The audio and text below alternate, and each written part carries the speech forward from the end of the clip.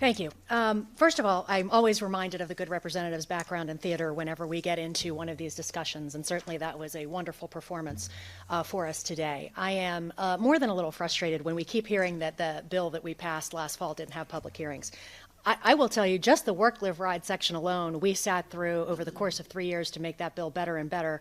I think I counted 36 hours of public hearing testimony that we heard on that bill.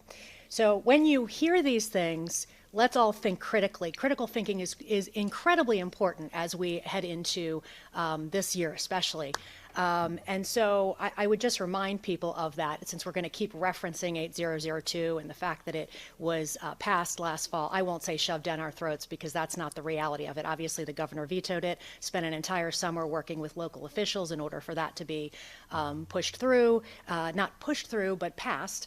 In the words of Michael Freda, he would say over and over again that it is not that towns have lost any local control with that bill. So I just, as a Republican representative, I wanted to mention that.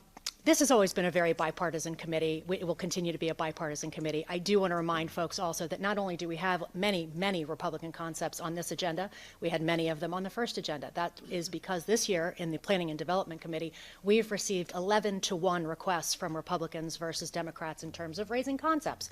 That means we received over 65 bills from the Republican Party, and I believe the number was seven from the Democratic Party of desire to raise concepts. We are in a short session. We have very little time to get bills passed.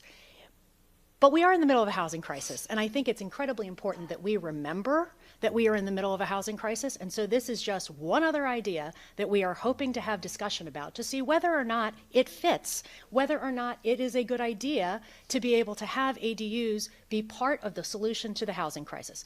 There are people on this committee who do not believe we have a housing crisis, but I can assure you, in addition to over 8,000 people experiencing homelessness right now, the number one thing that I hear from my constituents, whether they be the parents of disabled adults, whether they be seniors who are trying to downsize, whether they are families who are trying to move to specific districts for specific schools, we are in the middle of a housing crisis that we have to figure out how to solve.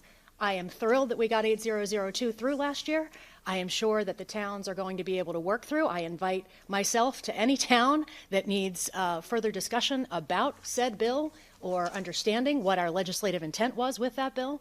And yes, we are going to continue to discuss concepts within the Planning and Development Committee that would further our way forward through a housing crisis. And with that, Mr. Chair, I thank you for the time.